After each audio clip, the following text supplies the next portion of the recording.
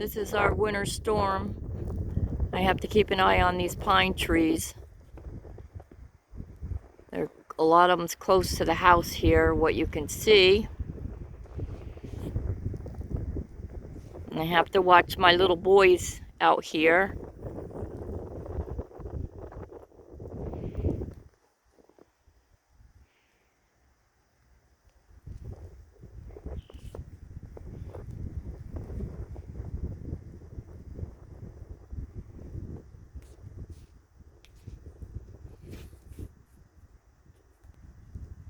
We got one branch down in the yard.